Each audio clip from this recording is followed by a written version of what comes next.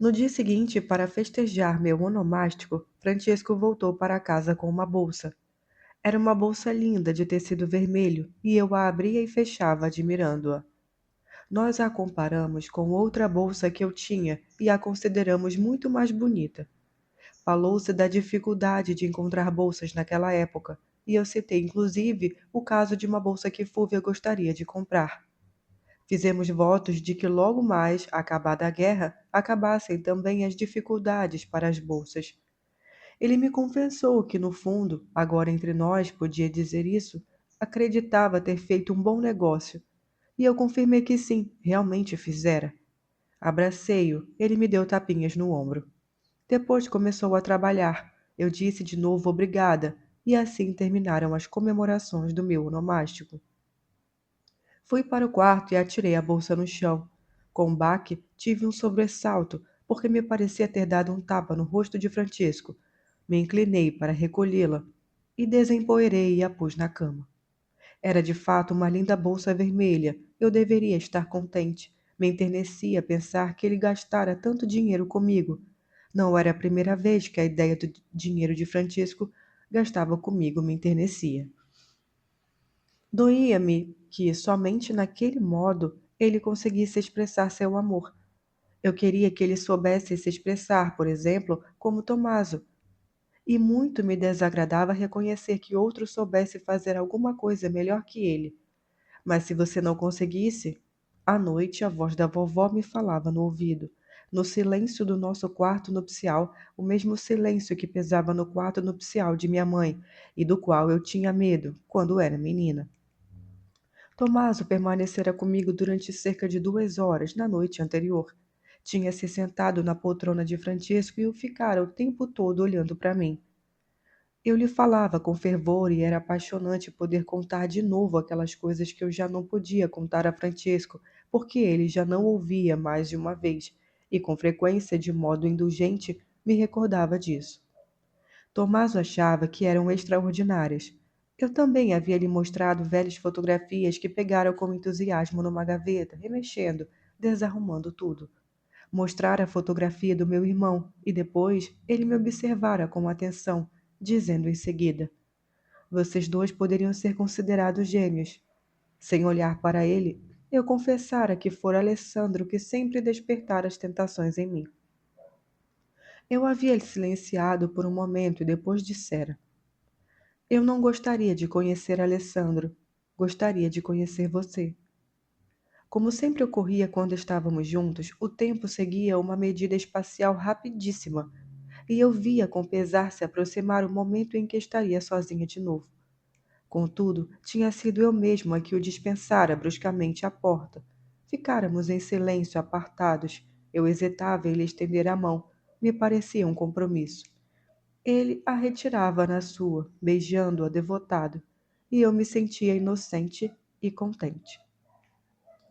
Francesco dizia sempre que ainda não podíamos estar contentes porque outros dias difíceis viriam, mas me parecia, por trás desse temor, ele disfarçava sua indiferença por mim, sua ambição. Sem dúvida, com seu trabalho, ele tentava melhorar a si mesmo atrás da melhora da sociedade em que vivíamos, mas naqueles tempos não era fácil compreender isso. Ele era circundado por muita gente mesquinha e baixamente ambiciosa, e a fria praticidade que o minava parecia contrastar com os ideais pelos quais ele lutara. Sempre que eu me oferecera para ajudá-lo, ele recusara com um sorriso. Talvez isso me julgasse, ou não me julgasse tão inteligente quanto Denise, junto da qual ele ficava feliz em trabalhar. Um dia, ela veio almoçar. Já perdera o hábito de me perguntar se eu estava grávida. Se deixou servir por mim como por uma empregada. Após o almoço, enquanto ela conversava com Francesco, eu fui para a cozinha lavar a louça. Depois saíram juntos. Francesco mal se despediu de mim, todo ocupado com ela. Era uma mulher quase velha, sem forma no vestido blazer. No entanto, parecia que Francesco a preferia a mim. Eu tinha ciúme, logo telefonei para Tomaso e disse: Quero te ver. Falava secamente com ele, como gostaria de falar com Francesco sobre Denise. Encontrei-o na cidade, e nesse meio tempo considerava que aquele encontro não me custava nem mesmo o esforço de mentir a Francesco, já que ele nunca me perguntava onde eu estivera. Começamos a caminhar lado a lado e as pessoas nos olhavam com simpatia, como nunca me olhavam quando eu estava sozinha ou com Francesco. Espantavam-se talvez por nos ver fechados numa ilha fértil e serena, apesar da preocupação com a guerra, apesar do calor, da poeira. Eu não sabia onde Francesco estava caminhando naquele momento, ao lado do passo sem graça e pesado da companheira Denise. Estávamos numa viela solitária, perto de um lugar bom, quando eu me detive subitamente. Tomaso, perguntei, quem é Casimira? Ele me fitou atônito, depois sorriu e eu sofri horrivelmente. Quem é Casimira? Repeti. Ele respondeu como Francisco. Uma moça. Tínhamos começado a caminhar sem nos olharmos, com que então Casimira existia. Você é apaixonado por ela? Eu? Não, disse ele de imediato. Não mesmo. Pretendia se casar com ela? Eu não, ela talvez. Telefonava sempre à noite para o jornal. É uma moça afetuosa. Você a vê com frequência? Não, agora não a vejo mais. Pena, disse eu. Você deveria se casar com ela. Francesco me dizia que Casimira é uma jovem simpática. Francesco? Sim, por quê? Não sei. Eu achava que ele não gostava dela. Pelo contrário, ao menos suponho. Sempre diz que ela tem o mesmo temperamento que eu. Francesco diz isso? Mais ou menos. Então Tommaso confessou bruscamente. Desculpe, mas eu sempre achei que Francesco não merecia uma mulher como você. Caminhávamos devagar e ele falava de mim como de uma pessoa que eu conhecesse pouco. Eu me reconhecia na imagem que Tommaso, com suas palavras amorosas, ia desenhando. Por que Francesco devia e dizia que eu me assemelhava a Casimira? Tommaso sabia muitas coisas de mim, embora eu nunca as tivesse confidenciado a ele. Conhecia o empenho com que eu vivia, minhas lutas, minhas dúvidas e o caminho que eu pretendia seguir. Tive medo de que ele conhecesse também o muro atrás do qual eu dormia. Para além da ilha do nosso passo, as pessoas caminhavam absortas, apressadas, pareciam mais preocupadas do que nos outros dias.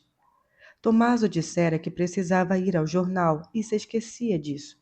Eu pensava que Francesco talvez tivesse voltado para casa e estivesse à minha espera. Gostaria que ele me acolhesse com um sorriso, me abraçasse, ainda que eu o informasse sobre meus encontros com Tommaso. Por que não podia ser assim?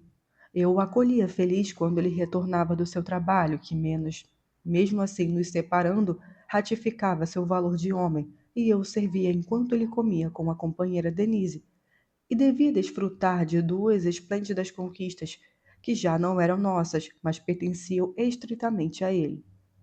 Por que, me amando, ele não podia se alegrar do meu valor também?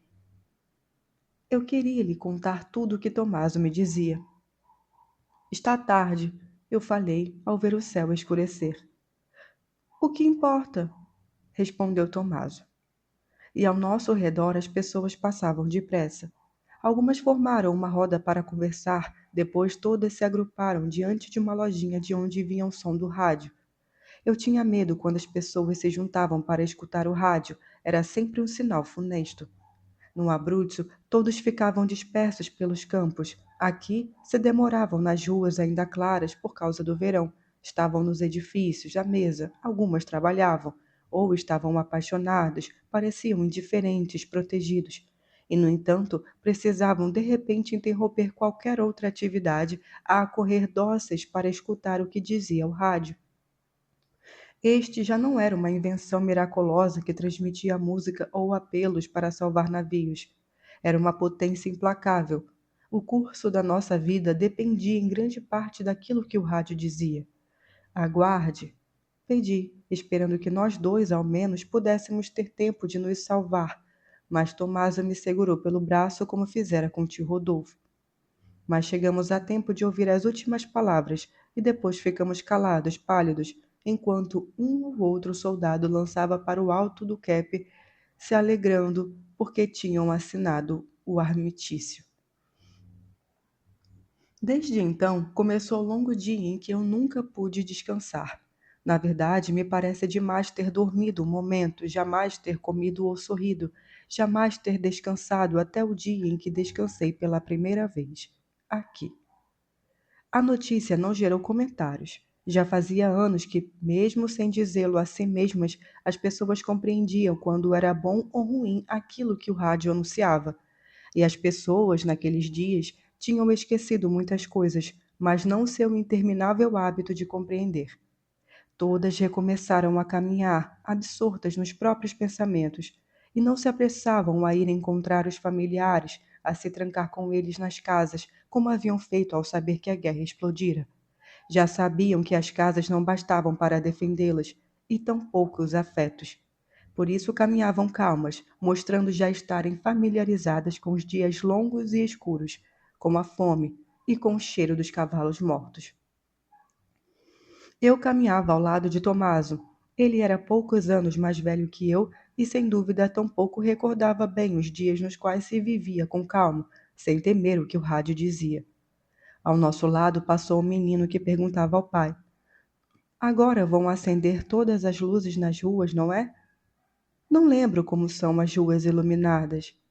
Então eu também me voltei para Tomaso e perguntei: Tomaso, como são as ruas iluminadas? Ele me deu o braço sem responder, e eu pensava nas ruas iluminadas pelas quais passavam moças como minha mãe, que estudavam para obter o diploma de piano, e moças como minha avó, que estudavam para interpretar Shakespeare. É um momento difícil, não? Perguntei. Não, respondeu ele, mas pensava que sim. Poderia acontecer alguma coisa com Francisco? Não, não, não creio. É um fato que prevíamos. Eu queria me tranquilizar, no entanto, depois de uma pausa, perguntei angustiada. Tomaso, o que vai fazer agora? Já não estávamos encerrados numa ilha feliz, e agora nós também caminhávamos entre os outros pela rua que escurecia. No entanto, desde aquela noite tivemos a impressão de que já ninguém nos era desconhecido na cidade.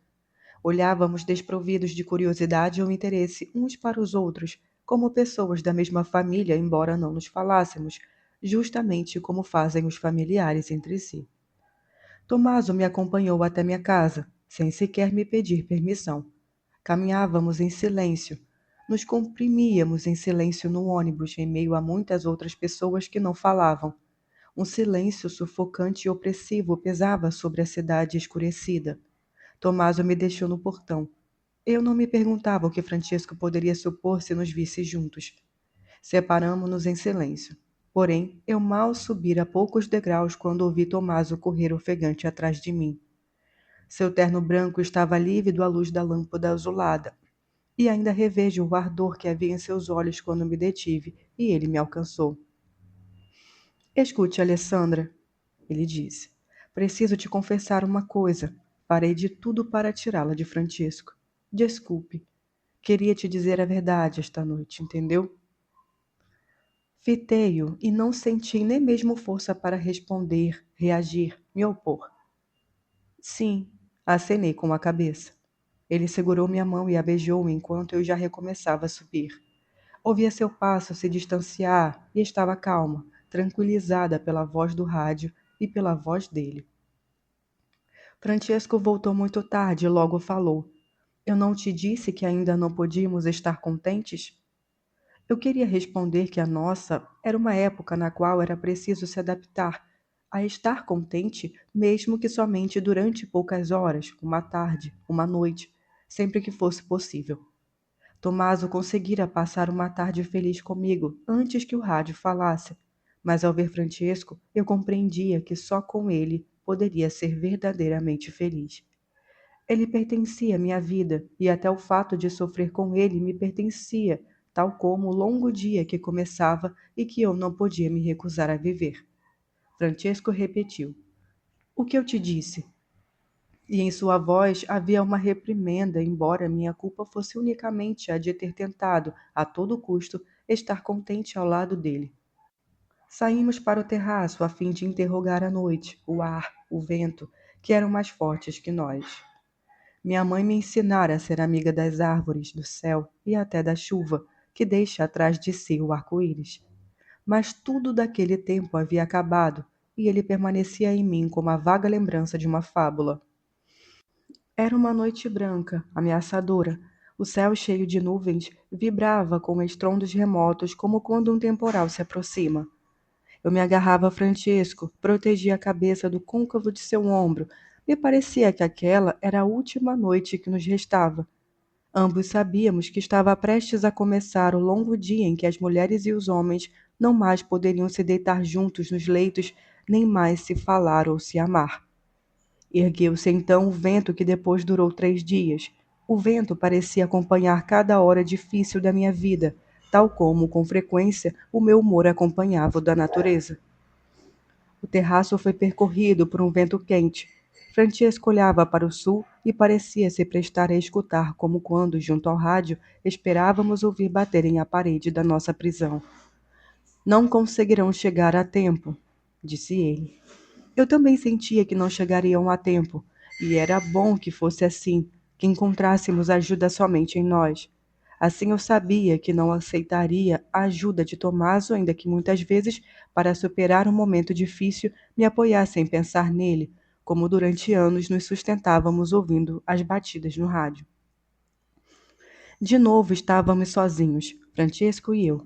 Ninguém podia nos ajudar e esta, que era nossa condenação, era também nossa força desesperada. Ah, não poderia nem poderei jamais esquecer o terraço nu, o céu branco e nós também brancos naquela luz, entre os prédios brancos, as janelas fechadas, os altos terraços desertos. Dali de cima se via toda a cidade, também ela sozinha na desolação miserável de sua campina, indefesa, na véspera do longo dia, assim como nós dois estávamos indefesos. E eu sentia que era necessário falar naquele momento, quebrar a reserva que até então nos restringira, porque era necessário que 2 companheiros se falassem numa noite como aquela e recorressem aos seus sentimentos, aos seus impulsos e lembranças, as únicas coisas com as quais podíamos contar, assim como a cidade contava com todos nós, com nossas casas, com as armas escondidas nos porões e com uma tradição que afinal convia respeitar de algum modo. Esperei durante toda a noite. Ao amanhecer, um companheiro telefonou falando de um desembarque que estava sendo tentado para nos trazer ajuda. Não era verdade. Eu sabia que não havia ajuda. Ouvia novamente as palavras de Tomaso na escada e os estrondos que vinham de longe, anunciando o temporal. Era necessário juntar todas as forças, não ignorar que nós também estávamos em perigo, e não só a cidade. Ele falava com os companheiros, se falavam, sugeriam um ao outro onde buscar ajuda, armas, e eu esperava junto ao telefone sentada num banquinho de hobby. Queria ser ajudada, eu também. Fale comigo, dizia Francesco andando ao redor enquanto ele se preparava para sair. Querida, acho que isto é a hora. Ele replicava, me acariciando a fronte. Mas era preciso falar naqueles momentos. O dia inteiro as igrejas ficaram lotadas de gente que rezava para se assegurar de que algo permanecia, de que algo era certo, ainda que os estrondos se fizessem cada vez mais próximos e já se soubesse que não era o temporal. Francesco pegou a arma e a meteu no bolso, se encaminhando para a porta. Depois retornou e disse: Não, é melhor que eu a deixe com você. Nunca se sabe. Esconda, mas ao alcance da mão. Você tem medo? Não creio, respondi. Como se faz? Está tudo pronto, basta apertar aqui. Era terrível ter uma arma fria, pesada entre as mãos. Você tem medo? Repetiu Francisco ao me ver empalidecer. Não, apenas não gostaria de ser obrigada a atirar. Claro, nunca é bom, mas às vezes se trata de se defender. Aonde você vai, Francisco? Para a casa de Alberto, por enquanto. Depois nos veremos. Não me deixe assim. Pedi com ele já na escada. Abraçamo-nos. Enquanto me abraçava, ele estava longe. Já falava com os amigos. Entrei de volta em casa e pouco depois Tommaso telefonou. Ele também não acreditava que conseguiriam vir em nosso auxílio. Queria te ver, pediu, mesmo por alguns minutos. Eu disse não, que ficaria em casa à espera de Francisco. Ainda segurava a arma. Guardei-a de volta na gaveta da mesinha de cabeceira. Passei a manhã no telefone respondendo aos amigos que procuravam Francisco. Tommaso ligou novamente mais tarde e me informou que estavam combatendo na periferia da cidade. E Francisco, onde está? Perguntei ansiosa. Não sei. Agora preciso te deixar. Estou indo com os outros. Escute, queria dizer que te amo. Eu precisava encontrar Francisco de algum modo, impedi-lo de ir com Tommaso. Saí e o porteiro me reteve. Senhora, o que diz o professor? Fitei-o por um instante e já sentia o ódio subir dentro de mim, um velho ódio a que eu me descostumara. Mas atrás do homem estavam sua esposa e a filha que seguravam o irmãozinho no colo. Todos me olhavam com uma expressão angustiada. Chegarão a tempo? Insistia o porteiro. Não, não creio. A mulher olhou para a bolsa de compras que eu levava a tiracolo e disse: O comércio está fechado, mas eu poderia te dar um pouco de pão. Muitas coisas tinham mudado numa noite. Mesmo sem se conhecer, as pessoas se falavam na rua. Eu procurava Francisco por toda parte. Procurava nos caminhões que passavam lotados de soldados maltrapilhos e tristes, entre os homens atordoados que se sentavam nas paradas dos bondes e estavam vestidos à paisana. Não havia meios de transporte nem veículos. Eu prossegui a pé, agitada, por alguns trechos me aproximando de grupinhos de mulheres pálidas que caminhavam e caminhavam, também elas buscando encontrar um homem que indicavam somente pelo sobrenome. O vento ainda soprava forte, sufocante, opressivo. Na casa de Alberto, 50, 60 pessoas estavam reunidas em 2 aposentos e escutavam o rádio. Jovens chegavam de bicicleta trazendo mensagens escritas a lápis. Depois veio a companheira Denise. Também trazia uma mensagem e me percrustou aborrecida. Vá para casa, senhora, disse. Seu marido não gostaria de encontrá-la aqui. Ela o conhecia muito bem. De fato, quando retornou, Francesco não gostou de me ver ali. Me comunicou isso com um olhar. Seu aspecto severo destruiu o otimismo que ainda sustentava os companheiros. O noticiário das 13 não falava dos combates. Fomos abandonados, disse Francisco. Cada um de nós está sozinho com os companheiros. Eu também estava sozinha, porque ele, ao falar, nunca se dirigia a mim. Mais uma vez, olhei para ele e o escolhi, embora ele não me olhasse. Ao seu redor havia muitos outros homens, e alguns tinham a sua idade, outros eram idosos e poucos eram mais jovens. Permaneciam sérios, reunidos em grupo, e no entanto me parecia que também naqueles momentos os homens encontravam grande dificuldade para se comunicar um com o outro, porque um esquivamento congênito os retinha e o pudor de se mostrarem fracos. Em suas faces transparecia o esforço que faziam para aceitar o sofrimento, um esforço supérfluo para as mulheres que conhecem o sofrimento. Eram menos fortes que nós, ainda que manejassem fuzis e pronunciassem palavras gravíssimas, absolutas, às quais eu já sabia que era quase impossível se manterem fiéis. Do bairro periférico onde se combatia chegou uma mensagem de Tommaso. No final recomendava: telefonem para a senhora Minelli e digam a ela que seu marido voltou para a cidade, que ela fique tranquila. Todos olharam para mim e eu enrubesci. Depois, Francesco se aproximou me aconselhando a voltar para casa e providenciar alguma comida, já prevendo as dificuldades que sobreviriam no dia seguinte. Na rua, vi algumas mulheres que empurravam carrinhos dentro dos quais iam os filhos e algumas coisas de casa. Diziam estar vindo dos bairros onde havia combates e continuavam a empurrar o carrinho, sem chorar nem se lamentar, sabendo elas que tinha começado o longo dia em que se devia unicamente sofrer. Desde aquela noite tivemos de voltar cedo para casa por causa do toque de recolher. O alarme soava e descíamos para os abrigos. Durante o dia, eu ficava na fila diante da padaria e pelas ruas continuamente passavam caminhões lotados de alemães que olhavam para nós, nos avaliando como se fôssemos animais. Eu nunca via Francesco antes da noite. Às vezes, ele nem me telefonava. Tommaso, ao contrário, me telefonava com frequência e me dava notícias segundo uma linguagem convencional, porque de novo tínhamos medo da voz arrogante. Quando voltávamos a ouvi-la, todos sentíamos calafrios na espinha, mas agora sabíamos que ela não pertencia inelutavelmente à nossa vida como por tantos anos havíamos acreditado. Meu pai escrevera nos convidando a passar um tempo no Abruzzo. Informei Francesco sobre isso, propondo-lhe aceitar. Tommaso empalidecera ao saber dessa probabilidade. Não vá embora, dissera. E depois, reprovando o próprio egoísmo, acrescentara: eu não saberia como seguir adiante se você não estivesse aqui. Francesco disse: sim, convém que você vá, mas você sozinho.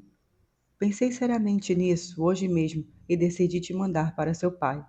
Falava de mim como de uma menina ou de um móvel. Compreendi que havia o que temer naquela conversa. E você?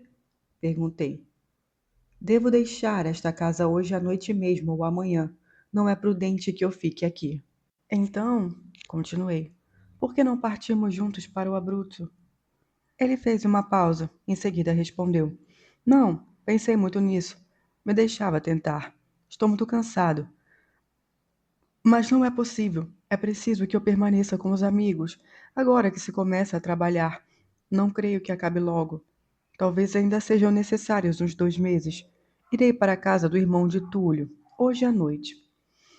E depois? Depois me mudarei se for necessário. Mas quero estar tranquilo em relação a você, saber que está em segurança, que dorme bem, que se alimenta. Entendo. Ele não se dera conta de que tudo aquilo sempre tivera pouca importância para mim, e agora não tinha mais nenhuma. E assim, se acontecesse alguma coisa com você, eu me salvaria, naturalmente. Não vai acontecer nada comigo. Mas se acontecesse... Certo, eu ficaria mais tranquilo sabendo que você estaria salvo.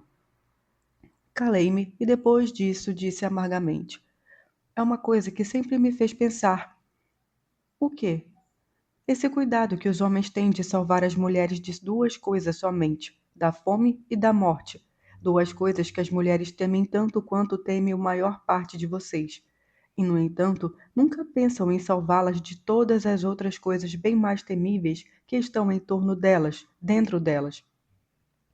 Eu não quero que me ponham a salvo. Mais uma vez supliquei a ele: Francesco, por favor, me faça trabalhar com você. Eu estava sentada ao pé da cama e ele deitado, com a cabeça afundada no travesseiro, de modo que se eu olhar, se levantou para mim frio. Não, disse após um momento. É melhor que você vá para o Abruzzo. Você teme que eu fale, não é? Que eu não tenha sangue frio o suficiente, que eu seja uma mulher como Casimira, não é? Não, não é isso. É sim, você tem mais estima pelo último dos seus amigos do que por mim, porque eu sou uma mulher. Acalme-se, por favor, Alessandra. Não é possível. Este é um dia decisivo. Se você não quer vir comigo para o Abruzzo, deixe que eu te acompanhe. Até este momento você fez tudo o que queria, mas agora eu tenho medo. Tenho medo de que tudo acabe, entende? E a única coisa importante somos eu e você. Ele tentou me persuadir, disse algumas coisas que eu sabia serem justas, mas que não era e nem queria acreditar como tais porque eu o amava. Se ele tivesse falado também de nós, do nosso amor, talvez eu tivesse compreendido, mas ele não falou. E tudo isso é também mais importante do que nós? Perguntei afinal. É mais importante do que tudo, sim, respondeu ele. Você sempre diz que não se deve trair o traçado de nós mesmos, não é? Eu dizia isso, mas ele tinha um modo de repetir minhas palavras que me fazia corar por tê-las dito. E este é justamente o momento de não o trair, compreende? Não, não compreendo. Pouco depois, chegou Túlio com o irmão e disseram que convinha ir de imediato. Ele os deixou esperando no escritório e voltou ao quarto para me anunciar que iria antes do toque de recolher. Estava acabado, ele ia embora. Faltava menos de 1 hora para o toque de recolher, mas em 1 hora talvez tivéssemos tempo de conversar. Eu não vou partir. Quero ficar aqui perto de você, receber suas notícias, compreende? Não, foi ele quem respondeu dessa vez, mas você é livre para fazer como preferir. Eu te amo, disse eu desnorteada, abandonando a batalha. Tínhamos ainda meia hora, ainda podíamos salvar tudo. Peguei a mala, coloquei-a sobre a cama e comecei a enchê-la. Qual terno? Este que estou usando. Só um? Não é prudente. Certo, aquele mais velho então. Camisas, meias, eu ainda esperava que ele dissesse: Não, Alessandra, não consigo ir embora daqui. Eu tinha certeza de que ele não chegaria a terminar a mala antes que ele dissesse alguma coisa. Mais nada? Perguntei. Não, obrigado. Eu esperava que ele dissesse: Sua fotografia, aquela que está na mesinha da cabeceira.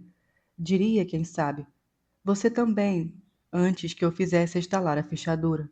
Tínhamos ainda poucos minutos. Túlio o solicitava. A fechadura estalou. Ao menos ele diria: Me perdoe, não posso evitar fazer isso, mas estou desesperado por ter que deixar. Te amo muito. Ele, porém, disse apenas: Fique tranquila, mandarei notícias. E enquanto se demorava nesses detalhes, seguia pelo corredor, me abraçou na presença de Túlio e eu também me fingi desenvolta. Quando ele desceu a primeira rampa, chamei-o. Francesco, o que é? Ele me perguntou de detento. Túlio e o irmão também olharam para mim. Respondi: Se você precisar de alguma coisa, me informe. Depois corri ao terraço para vê-lo. 3 homens se afastavam conversando entre si. Aquele alto, vestido de cinza, era Francisco. Poucos dias depois, Túlio me trouxe um bilhete de Francisco. Enquanto eu o lia, Túlio ficou parado diante de mim, me olhando. Está bem, eu disse. No bilhete, Francisco me sugeria responder a quem quer que me interrogasse a respeito que eu me separara dele e não sabia onde se encontrava. Supunha que tivesse se transferido para o norte. É preciso queimar logo o bilhete, disse Túlio. Era um homem de 40 anos, solteiro, louro, severo. Seu olhar me fitava gélido por trás dos óculos. Eu sentia que ele era inimigo meu e da vulnerabilidade que eu representava para Francisco. Por favor, disse, me pedindo de volta o bilhete para queimá-lo. Francisco também deseja que eu leve todas as coisas dele, acrescentou. Não esqueça nada, senhora. No banheiro, nos armários, ponha tudo numa mala. Eu espero. Remexeu na escrivaninha, pegou todos os papéis. Estava calmo, determinado, implacável. Escrevi umas poucas palavras para Francesco a fim de tranquilizá-lo e, sobretudo, para me agarrar às palavras escritas. Mas quando Túlio saiu, levando a mala embora, me saudou com fria deferência, como se eu não fosse mais a esposa do seu companheiro Francisco. Era perigoso entrar naquele jogo. Todos havíamos assumido uma nova identidade e devíamos nos convencer de que somente ela era a verdadeira.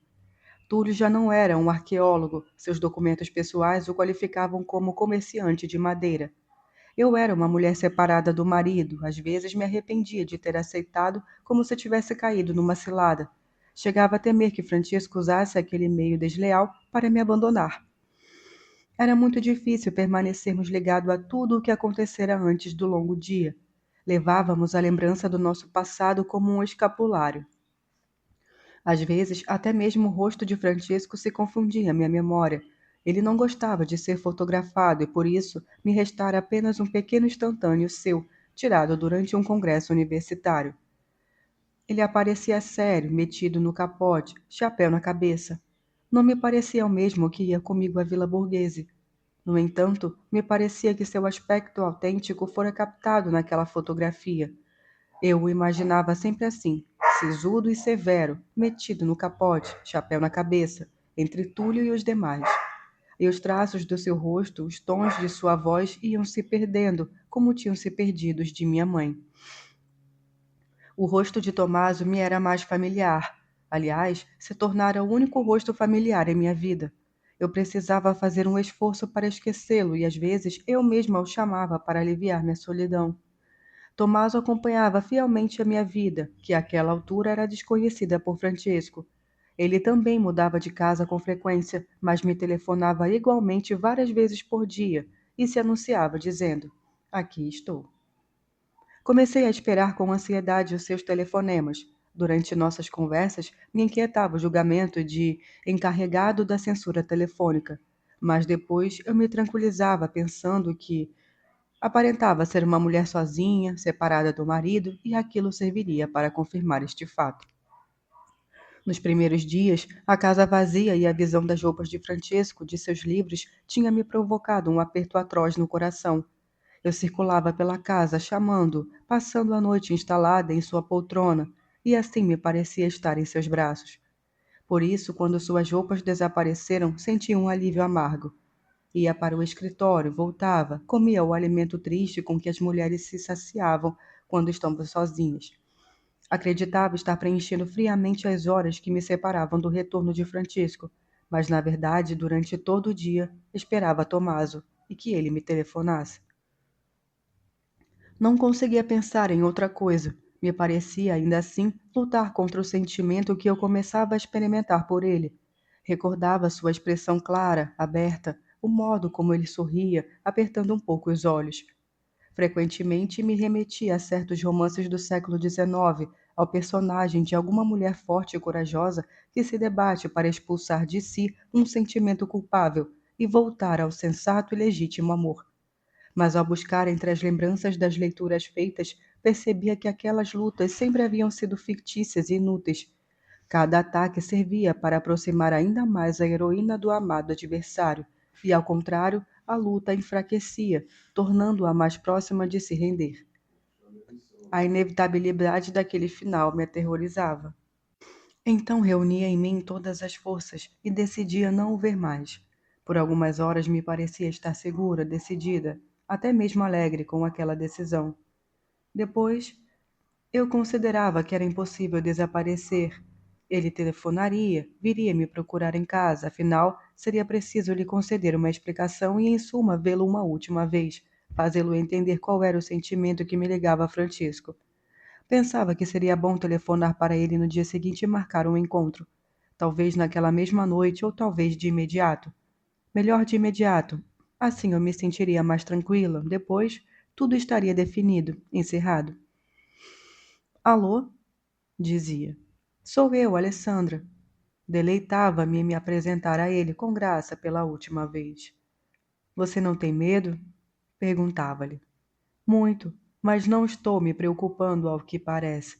Procuram as pessoas importantes, Francesco, por exemplo, ou Alberto ou Túlio. Se me prendessem, outro poderia facilmente assumir o meu lugar. Mas nem todos podem assumir o lugar de Alberto ou de Francisco. E enquanto isso, pouco a pouco, ele tentava assumir o lugar de Francisco junto a mim, e era justamente sua tenaz devoção que me afligia. Ele me tratava como se eu fosse uma mocinha, me pedia por favor para beijar minha mão ou me dar o braço. Eu temia a inocência feliz dos nossos encontros, a certeza que eu tinha de não estar fazendo nada de errado. Não demorou e deixei de ter até mesmo um emprego para me distrair. O engenheiro assumira muitas tarefas importantes que o obrigavam a se transferir para o norte. Ele voltara a ser decidido, expedito. Instalara um rádio perto da escrivaninha. Volta e meia o ligava, às vezes por um instante apenas, como para se assegurar de que a voz arrogante ainda falava. Irá para o norte, não é, senhora Minelli? Me perguntou certa manhã. Entre nós havia o espaço lido da mesinha, a posta de couro de javali, os belos objetos de escritório que eu desejava possuir desde que eu era menina. Antes, quando tínhamos entre nós aquela mesinha, apesar da generosa cortesia do meu chefe, ou talvez até por isso mesmo, eu sentia que ele era o rico e eu pobre. Ele muito forte e eu muito frágil. Naquele dia, porém, embora ele tivesse recuperado sua segurança, ao passo que Francisco fora obrigado a fugir, me parecia que eu me era muito mais forte que ele, porque eu sempre havia sido pobre, e em sua ajuda, e sem também a sua ajuda, teria morrido como sua mãe, mas jamais ter possuído uma poltrona. Mas me perguntava o que ele faria sem aquela bela mesinha, sem os telefones, sem a reverência que o recepcionista fazia quando lhe abria a porta. Sobretudo, sem a voz arrogante do rádio que o tranquilizava. Francesco e eu estávamos habituados à vida precária. Obrigada, disse eu. Acredite, eu realmente lamento não poder continuar trabalhando com o senhor, mas sou obrigada a continuar aqui. Por causa do seu marido? Não, respondi após uma pausa. Eu já informei ao senhor que estamos separados. É porque temo perder a casa. Sei, disse ele. Entendo. Era fácil nos compreender, ainda que recorrendo a alguma linguagem convencional. Por isso não tínhamos a impressão de estar mentindo. Lídia anunciou que viajaria frequentemente entre Roma e Milão. Eu acompanhei Fúvia à prefeitura e lemos todos os proclamas para saber quando Dário se casaria. Foi Tommaso que me disse que ia encontrar Francesco no dia seguinte, na hora do almoço. O que aconteceu? Perguntei aflita. Nada. Ele quer te ver. Eu compreendia que Tommaso tinha ciúme. Talvez se perguntasse se seu amor não era mais forte que os direitos que Francesco tinha sobre mim. Mas eu queria fazê-lo compreender que não se tratava de direitos. Eu me sentia feliz por ir ver meu marido porque eu o amava. Aproximei-me de Tommaso para lhe dizer isso, e ao mesmo tempo para tentar confortá-lo. Assim, pela primeira vez, nos abraçamos. Eu já não era abraçada daquele modo havia anos, e me espantei por sentir prazer num abraço que não era o de Francesco. Compreendi que até então confundira Francesco e Tommaso, mas agora não podia mais. Tive a sensação exata da intimidade com um homem que não era meu marido, e por isso da traição, da culpa. Vá embora, por favor, pedi a ele. Contudo, a lembrança daquele abraço permaneceu em mim, inclusive enquanto eu conversava com Francisco. Temendo ser seguida, eu tinha dado uma ampla volta. O irmão de Túlio se chamava Luigi, tinha mulher e 4 crianças. Francisco fingia ser cunhado de Luigi e, portanto, fazer parte da família. Moravam no 4º andar, no prédio da Avenito, e era preciso subir uma longa escada banhada pelo sol. Veio abrir a mulher de Luigi e não tinha uma palavra.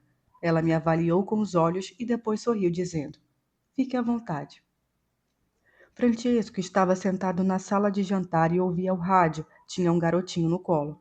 Quando apareci na soleira, ele se virou e, para me abraçar, pôs o menino no chão. O menino começou a chorar. As outras crianças maiores olharam para nós. Era um abraço diferente daquele de Tommaso. A mulher de Luigi nos contemplava comovida, sorrindo. Era gorda, tinha uma expressão simpática. Eu queria ficar sozinha com Francesco, só que ela não dava sinais de nos deixar a sós. Pensava talvez que as coisas que marido e mulher se dizem podem ser sempre ouvidas por todos. De fato, dissemos. O que você tem feito? Como se sente? Está comendo? Eu desejava segurar as mãos de Francisco, desejava me agarrar a ele, reencontrar seu modo de me abraçar, o cheiro de sua nuca.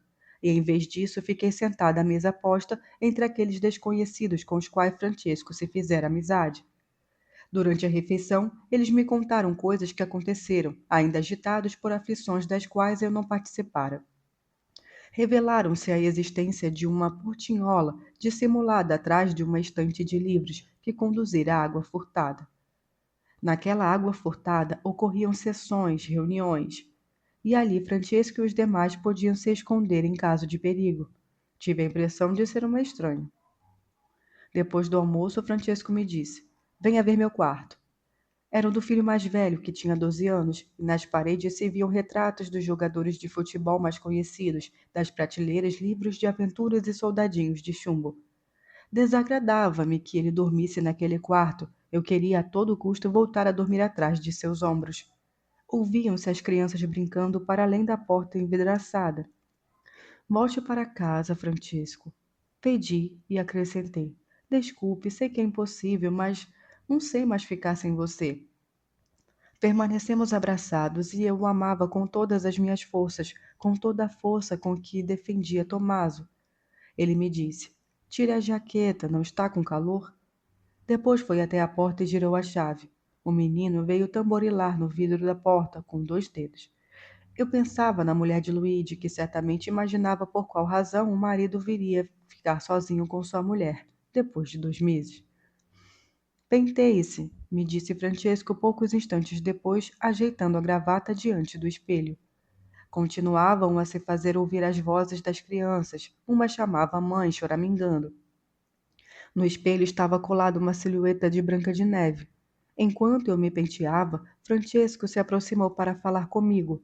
Sua presença suscitava em mim uma felicidade tão profunda e ao mesmo tempo um sofrimento tão agudo, que me fazia desejar ir embora dali o mais depressa possível para que esse conflito se aplacasse. Sandra, eu queria te dizer que amanhã vou deixar esta casa. Irei para um chalé no campo, onde temos também uma estação transmissora. É preciso começar a trabalhar. Reunimos homens, armas, explosivos. É muito perigoso, Francisco. Ele hesitou um instante, como se afastasse um pensamento, e depois disse: Não, não creio. E seja como for, você deve compreender que eu não posso agir de outro modo. Deve me compreender. Compreenda-me, por favor. Sei que ficaremos algum tempo sem nos ver. Está precisando de dinheiro? Não, respondi secamente. Enrubesci. Eu estava vestindo a jaqueta e me pareceu que ele queria me pagar. Escute, Alessandra, continuou segurando minha mão. Quero que você tenha coragem. Não, eu não tenho. Eu sei. Aliás, eu até me sinto mais forte quando estamos longe um do outro. Talvez sejam muito diferentes neste momento as reações de um homem e de uma mulher. Mas espero que, ainda assim, você compreenda tudo o que está acontecendo. Até agora tivemos pouco tempo para nós. Eu nunca fui como você queria que eu fosse, mas não me sentia livre ainda. Sabia que era preciso pagar este preço para estarmos finalmente contentes. O quarto era frio. Francesco vestira o casaco e parecia com a fotografia tirada durante o congresso universitário. Logo, talvez, você compreenderá, e eu já compreendi, embora você não acredite. Precisamos nos libertar. Não respondi. Pensei que desejava me libertar do amor que sentia por ele. Vamos sair agora. Ele estava de novo impassível e longe como pouco antes. Eu jamais conseguia transpor o muro que nos separava. No corredor, a mulher de Luigi esperava sorrindo e eu corei, temendo ter deixado o quarto em desordem, me rebelava contra sua benévola cumplicidade. Mal me despedi dela. Francesco me abraçou, enquanto uma criança se agarrava às suas pernas.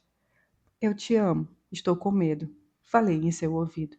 Depois, lépida, desci a escada. Algumas noites depois, eu falava por telefone com Tomaso quando ouvi baterem à porta insistentemente. Já chegara a hora do toque de recolher e aquelas batidas apressadas me despertavam suspeitas. Desculpe, disse a Tomaso. Estão batendo. Talvez sejam eles. Daqui a pouco te telefono. Tchau. Era a garotinha do porteiro, pálida. Estão vindo, tome cuidado, disse ela. Depois subiu mais alguns degraus e se refugiou no compartimento das caixas d'água. Corri até o quarto, peguei a arma e a escondi na fenda de uma poltrona, no escritório. Já ouvia passos surdos, ferrados, subindo a escada. Eram os passos que se ouviam nas ruas toda a noite, os passos que buscavam Francesco e que agora estavam na soleira da minha casa. Basta apertar aqui, dissera Francisco. O modo como eles batiam se assemelhava a seus passos, ao seu olhar duro. Eram 3, e me cumprimentaram ao entrar. Eu não estava com medo, me sentia fechada numa gélida impassibilidade. Às 2 perguntas, respondi que meu marido já não morava comigo havia tempo, que estávamos separados e eu supunha que ele se estabelecera em Milão. Falava com calma, segura. Queria que Francisco pudesse me ver. Eles me fitavam com desconfiança e eu os fitava, sentindo um regozijo acerbo ao me imaginar apertando o gatilho. Eram altos, louros, e eu tinha em comum com eles a estatura e a cor dos olhos, dos cabelos. Conhecia-os bem. Minha mãe sempre me falara da índole da vovó Edita. Parecíamos 4 pessoas da mesma família, e por isso eles deviam saber que eu não diria nada. Perguntava-me apenas se saberia resistir à dor física. Eles se mostraram respeitosos, corteses e disseram: Com licença, ao entrar no escritório, e eu me sentei no braço da poltrona. Examinaram habilmente os papéis e, sem razão, eu temia que pudessem encontrar alguma coisa. Mas foi justamente a precisão do método deles que me tranquilizou. Se não erravam ao buscar, eu também não podia ter errado ao destruir. No peito, pensava, é preciso atingi-los na segurança impetirgada do peito. Sentia-me em grande apreensão quanto à arma. Me parecia que a poltrona era transparente. Os soldados saíram do escritório e eu fiz menção de segui-los. O oficial disse: "Por favor, senhora", me fazendo entender que eu devia permanecer com ele, enquanto os outros remexiam a casa. Convidou-me a sentar e assim me vi a poucos centímetros da arma. "A senhora lê muito?" me perguntou olhando para as estantes. "Sim, é minha atividade preferida." "Muito bem", disse ele, e começou a pegar os livros. Fazia isso para procurar sem dúvida, folheava-os e os desprezava sua simulação inútil. "O senhor não encontrará nada nos livros", assegurei-lhe. Então o oficial se virou surpreso. "Não estou procurando. Aliás, já compreendi que não encontramos nada. É difícil encontrar alguma coisa na casa de uma pessoa que lê tantos livros", acrescentou com leve ironia. Eu sentia medo, temia que ele me conhecesse bem demais, talvez soubesse que eu não suportaria dor física muito tempo. Nas costas, eu pensava, quando ele pegar o livro. "Desculpe", disse ele, "se eu a estiver aborrecendo e interrompo." Fiz um gesto para mostrar que aquilo me era indiferente. "Obrigado, faz muito tempo que não vejo livros, desde quando deixei minha casa. Agora minha casa está destruída, tudo, até os livros. Uma pena. Não é possível comprar muitos livros ao mesmo tempo, só aos poucos. Desejo que a senhora não perca os seus livros." Olhei para ele sem dar resposta. Não compreendia muito bem o que ele queria dizer. Ouvia os passos dos soldados no meu quarto, seus movimentos, percebia que arrastavam um móvel. Talvez ele tentasse me fazer esquecer o que os outros estavam fazendo, ou talvez estudasse o modo mais conveniente para me convencer a falar. Aproximou-se e eu o fitei. Era jovem, devia ser um pouco mais velho que eu. "Eu entro frequentemente na casas desta cidade", disse ele, e havia um desconforto em sua voz. "Mas nunca encontro muitos livros como em todas as casas da minha terra. Desculpe." "Por que a senhora tem tantos livros?" "Eu estudei letras." "Eu também", ele disse com seriedade. Estava prestes à monografia sobre este poeta e a guerra me obrigou a partir.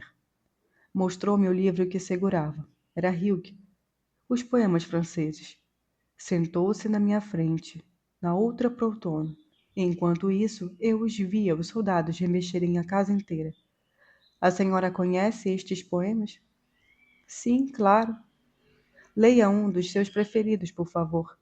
Estendeu-me o livro e, enquanto o recebia, eu tentava intuir onde estava em tudo aquilo a cilada para Francisco. "Qual?" perguntei, fitando e esperando adivinhar. "O que a senhora quiser, por favor." Eu jamais imaginara ler um poema tendo a mão a poucos centímetros de uma arma. Pensei naqueles que haviam escutado o veículo parar no portão, na notícia que circulava pela viela, no condomínio alerta ao terror, nos poucos homens que restavam refugiados nos esconderijos improvisados. Talvez até mesmo ler um poema pudesse ser um modo de ajudá-los. "Sim, tem um que eu prefiro", respondi. Folhei o livro e ele esperava rígido, atento. Continuei a ler e de vez em quando o espiava, temendo que de algum modo ele se aproveitasse da minha sinceridade. Ele não devia acreditar que eu o odiava menos, ainda que estivesse lendo um poema. Ouvi os soldados se aproximarem pelo corredor. Me parecia que diziam consigo: "Francisco." Tive certeza de que fora eu que o entregara com aquele poema. Pensei, aproximando a mão na arma. Entraram e mostraram ao oficial duas fotografias. Uma era a de Francisco e a outra era uma de Tommaso rindo. Eu a mantinha escondida em meio à roupa da casa. Falaram entre si sem que eu pudesse compreendê-los. Certamente guiados por aquela fotografia, encontrariam Francisco. Dentro de mim havia um cão que sentia vontade de morder. "Por favor, senhora", disse o oficial, evitando olhar para as minhas mãos que ainda seguravam o livro aberto. "É preciso que me diga qual destes dois é o seu marido." Mostrou-me as fotografias. Num segundo, meu sangue congelou, em seguida de dissolver um fluxo fervente. "Este", respondi, apontando a fotografia de Tommaso. "Obrigado. E o outro?" Respondi, enrubescendo. "É um amigo." "Compreendo." Assentiu e, com uma leve inclinação, pegou a fotografia de Tommaso e a guardou no bolso. À porta, quando os outros dois já tinham saído, disse: Eu sei que estas vistas não são bem-vindas. Espero não voltar. Gostaria de não destruir com a minha pessoa a lembrança de Hilke. Escutei os passos deles na escada. A casa os ecoava e, sem dúvida, todos temiam ouvi-los passar pela porta. Escutei o portão bater, o veículo arrancar, se afastar. Quando o rumor silenciou, corri para o escritório, peguei a fotografia de Francisco e a queimei. Ele não estava mais ali. Eu o tinha subtraído, salvado. Dirigi-me agitada ao telefone a fim de ligar para Tomaso, e só então compreendi a gravidade do que fizera. Era uma ação covarde, abjeta. Francesco me desprezaria por aquilo. Eu queria avisar Tomaso de imediato. Discava seu número apressadamente, mas ninguém atendia, e eu voltava a discá-lo. O toque que soava no vazio me dava a certeza de que ele já fora detido. Convencia-me de que era impossível, e enquanto isso pensava com desespero em seu gosto guardado no bolso do oficial. O porteiro subiu para buscar a menina que ficara todo aquele tempo entre as caixas d'água, no frio, tremendo. As portas se abriram, os vizinhos saíam de roupão. Ainda bem, diziam. Perguntavam por que os soldados tinham vindo. Eu respondia vagamente. Por fim nos vimos sozinhos, o porteiro e eu. Senhora, eles me mostraram a fotografia e eu respondi que sim. Enrubesci fortemente. O porteiro continuava. Aquele senhor está lá fora, querendo entrar. Onde? Lá embaixo. Ele os viu ir embora, quer entrar. Acenei-lhe que esperasse, mas agora talvez seja melhor. É melhor não deixar na rua por causa do toque de recolher. Sim, respondi sem olhar para ele, e ele acrescentou: Não voltarão. Em todo caso, lembre-se do compartimento das caixas d'água. A última, à direita, está vazia. Pouco depois, ouvi os passos de Tomaso na escada. Se aproximavam ligeiros, rápidos. Ele entrou ofegando, fechou a porta e nos abraçamos freneticamente no vestíbulo escuro. Alessandra, ele dizia. Tomaso, no tom desesperado. Pensava na fotografia. Tomaso, Tomaso, eu repetia, me agarrando a ele. Então ele se inclinou e me beijou na boca. Beijamo-nos longamente. Era maravilhoso beijar, sentir a boca quente, viva, o corpo jovem e livre. Eu te amo, ele me dizia. Tive medo. Depois do seu telefonema, saí no mesmo instante para vir para cá. E o toque de recolher? Não importa. Escondi-me entre as árvores aqui em frente. Vi o carro parado no portão e eles nunca desciam. Enquanto isso, me beijava, me mantinha abraçada. Alessandra, que medo. Você está aqui, finalmente acabou. Eu pensava o tempo todo, se a levarem, eu atiro. Não podiam ser mais de 2 ou 3. Me dizia, e eu respondia. Amor. Passamos a noite no escritório, sentada na poltrona e ele a meus pés. Ele me acariciava os cabelos. Fiquei olhando para um rolinho de papel queimado, que era a fotografia de Francesco. Falamos a noite inteira. Falamos também de Francesco. Ele me perguntava: Você o ama muito? E eu fazia assim com a cabeça. Um sim desolado, atônito. Não contei nada sobre a fotografia. Antes que amanhecesse, eu quis que ele fosse embora. Protelávamos, incapazes de nos separar. Nos beijamos de novo na sombra da escada deserta. Não houve mais calma ou descanso para mim nas semanas que se seguiram. Eu não consegui me livrar do remorso por ter exposto Tomás a um grande perigo, e assim não conseguia me livrar de pensar nele. Sabia que se por acaso eu lhe confessasse a ação vil que cometera, ele não só continuaria a me amar, como também compreenderia e até amaria aquele gesto. Por isso desejava ver Francisco e obter dele algum conforto. Com esse objetivo, pedira para falar com Túlio, e este marcara um encontro comigo na casa de Luíde. Eu não queria voltar ali por causa, sobretudo, do que acontecera no quarto do garoto. Veio abrir a mulher de Luíde. Túlio me esperava na sala de jantar, e as crianças ficavam caladas, intimidadas pela presença do tio. Preciso ver Francesco, disse eu. Túlio respondeu que não era possível. Após a visita que recebera, eu talvez estivesse sendo seguida, e isso poderia arruinar não somente Francesco, mas também os outros companheiros. Francesco estava bem e, como sempre, Túlio me entregou uma carta dele que li em sua presença. Era uma carta muito bonita em que Francesco me tranquilizava quanto à sua sorte e me infundia a coragem de ter referindo sempre a sentimentos mais altos que nós e deveres os quais era necessário se ater. Era de fato uma carta nobilíssima, como naquelas que os revolucionários escrevem à família antes de serem injustiçados, a que depois são publicadas nas antologias. Depois que a li, me envergonhei por confiar a Túlio a carta confusa em que expressava ao meu marido a necessidade que tinha de ser amor e de sua presença. Pedi-lhe que me revelasse o lugar onde Francisco estava escondido, e ele me corrigiu. Não está escondido, senhora, está trabalhando. E não quis me dizer o paradeiro de Francisco. Diante de Túlio, eu me mostrava sempre em meu pior aspecto. Tinha os olhos cheios de lágrimas, os lábios trêmulos, me expressava com incerteza. Por favor, insisti. Mas ele se recusou decididamente, embora com pesar, ao que parecia. Sem dúvida, relataria a Francisco que eu era uma mulher nervosa, frágil. No entanto, acrescentei ao sair. Era de fato necessário que eu falasse com meu marido. Túlio, se despedindo, disse com frieza: Se por acaso a interrogarem quando sair daqui, diga que veio visitar minha cunhada. Minha cunhada se chama Maria. Não encontrei ninguém. À noitinha fui ver Tomaso num café. Achei-o agitado. Desde quando eles foram à sua casa naquela noite, toda vez que você se atrasa eu penso e temo que não te verei mais, me disse. Já então nos víamos todo dia. Ele sabia o que eu fazia por hora. Quanto dinheiro me restava. Fora ele que me conseguira uma tradução do francês para um editor que trabalhava na clandestinidade.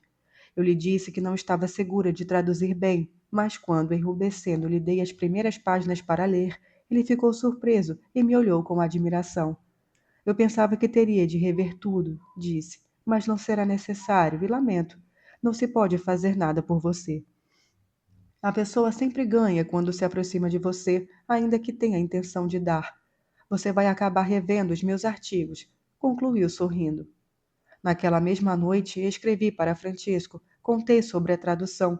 Gostaria de escrever uma bela carta que justificasse aquilo que Tomaso dissera, mas quando me dirigia a ele, meus sentimentos eram sempre mais fortes que a calma necessária para escrever.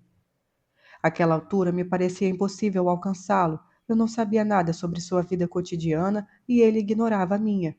Eu não ousava lhe confessar que trocara a fotografia pela de Tomaso, mesmo o acusando secretamente de ter impelido a uma ação desprezível, ditada pelo amor que sentia por ele.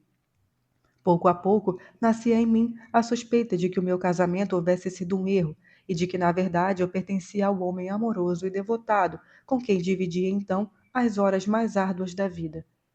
Talvez nem Tomaso nem eu valêssemos tanto quanto Francisco, mas o nosso dia era um círculo harmonioso, um doce anel. Conversávamos animados e depois muitas vezes trabalhávamos juntos sob a luz da mesma lâmpada, um de cá, outro de lá da escrivaninha. Naqueles momentos, a vida parecia tão completa e bela que quando, como ocorria com frequência, ele erguia a vista do seu trabalho para olhar para mim, eu corava e sentia vontade de chorar. Estávamos sempre ligados e de acordo. Ele me avisara quando saía para alguma tarefa temerária. Logo depois me telefonava para informar numa linguagem convencionada que tudo ocorrera bem. Usava de grande simplicidade em tudo o que fazia. Não, nunca serei um herói, dizia sorrindo. O destino jamais me dará essa oportunidade. Ou talvez eu nunca me empenhe o suficiente para obtê-la. Naquela época, a cidade estava repleta de indivíduos que jamais teriam a possibilidade de se tornar heróis. No entanto, entre nós todos circulava uma solidariedade tão profunda que com frequência chegava ao heroísmo, ainda que através do medo.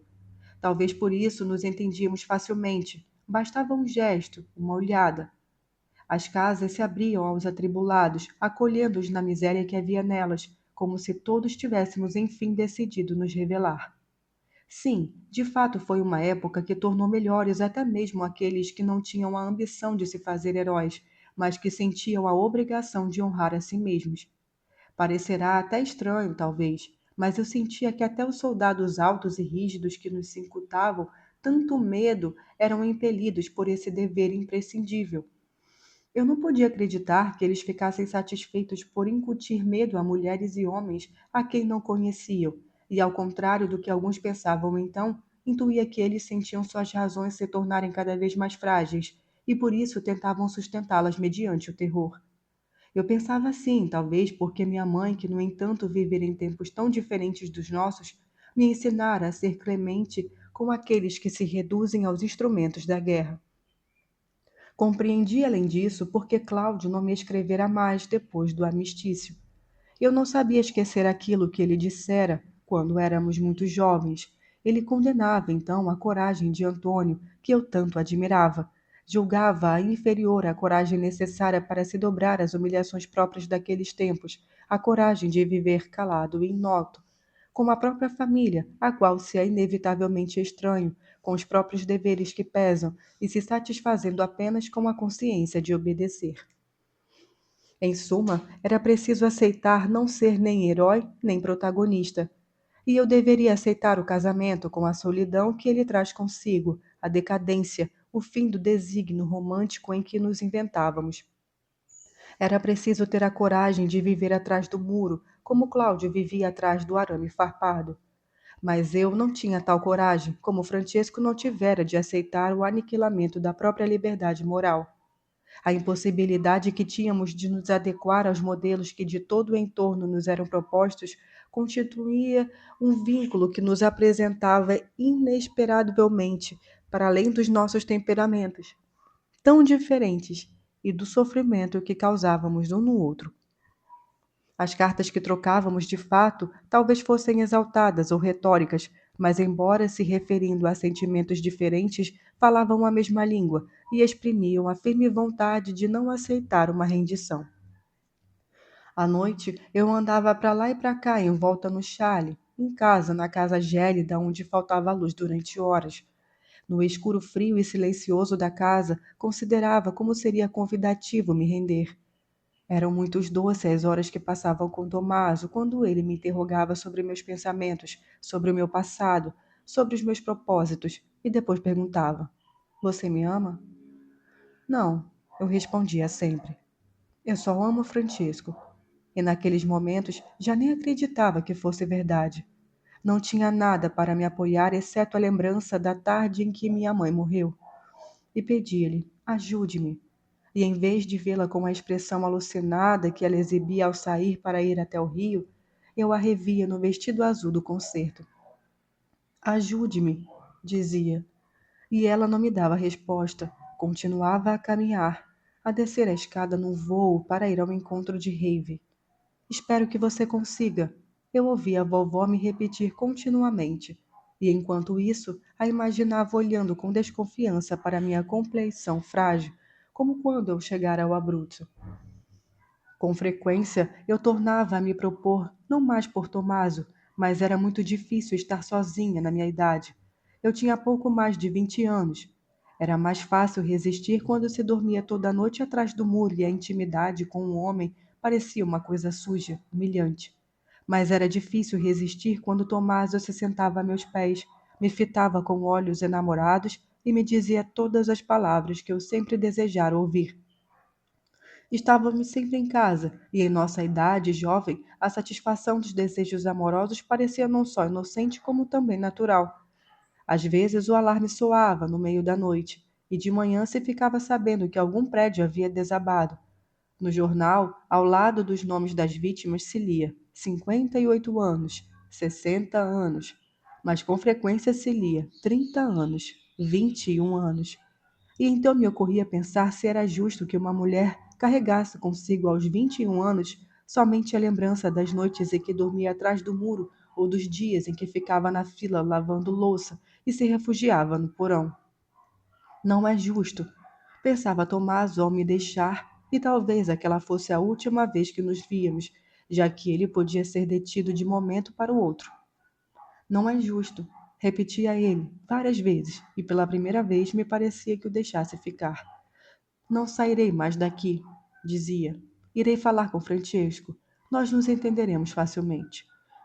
É fácil o entendimento entre pessoas que arriscaram a vida juntas.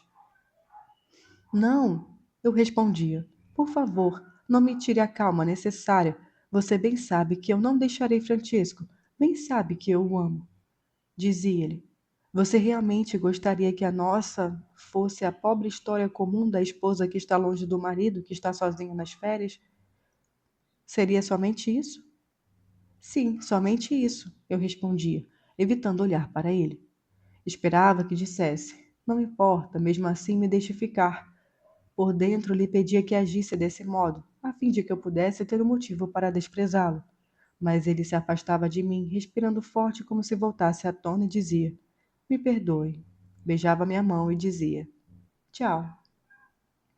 Eu ficava encolhida atrás da porta.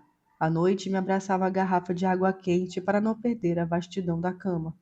A sirene tocava. Eu descia ao abrigo e sentia o baque das bombas, os golpes surdos da artilharia antiaérea. Não tinha muito medo, mas pensava sempre: 30 anos, 21 anos. Sim, naqueles momentos era realmente difícil resistir. Eu não tinha ninguém para me ajudar. Era muito penoso reconhecer que a amizade com Fulvia acabara. Já não tínhamos nada em comum, exceto as lembranças da nossa infância. Eu repetia sempre que gostaria de voltar a viver naquele bairro, em meio àquela gente, e talvez não fosse verdade.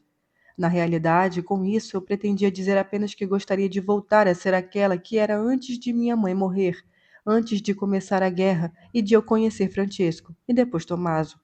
Mas isso não era possível. Não me era possível sequer continuar uma amizade sincera com Fúvia. Isso me provocava uma amarga tristeza, porque o seu calor sempre me confortara, e agora não me restava nem mesmo aquele conforto. Não tínhamos mais nada que nos ligasse, nem interesse, nem pessoas.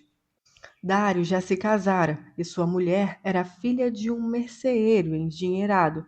Moravam ali perto, e Fúvia e Lídia haviam adquirido o hábito de ficar à janela para vê-los quando passassem. Eu também os vi certa vez. Ela era gorda, bastante vulgar. Caminhando, se apoiava no marido.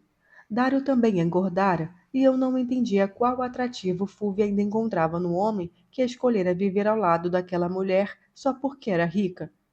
Fúvia e Dário se viam 2 vezes por semana, sempre à tarde. Ele dizia preferir aquele horário por causa do toque de recolher. Lídia já entrara em acordo com a filha e naqueles dias se demorava fora de casa. A última vez em que fui encontrá-las, nos sentamos na cama de Fúvia para conversar.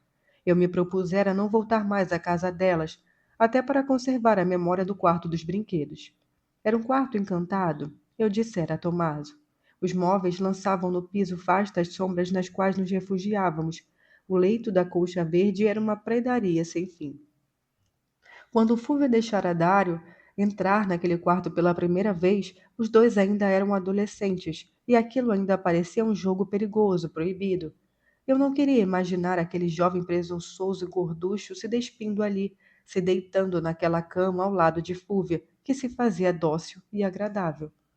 Elas diziam que eu havia sido afortunada em me casar com Francesco, e eu respondia que sim. Me perguntavam se eu era feliz, e naquela pergunta eu sentia a última esperança que elas tinham de apequenar, com o exemplo da minha desnaturada, o bem-estar que Dário sentia ao lado da filha de merceeiro. Fazê-las participar do meu amargor seria o único modo de nos reencontrarmos, mas eu não podia confidenciar com elas porque nossas aparições àquela altura eram totalmente diferentes, até mesmo opostas. Por isso eu respondia que sim, e para apagar na memória de Fúvia a confissão das minhas primeiras decepções, dizia que a pessoa deve se habituar ao casamento, porque de início ele desconcerta, mas depois é uma condição ideal, perfeita. Elas me olhavam tal como olhavam a filha do merceiro passar, e desde aquele dia senti pertencer legitimamente ao condomínio onde todos eram felizes.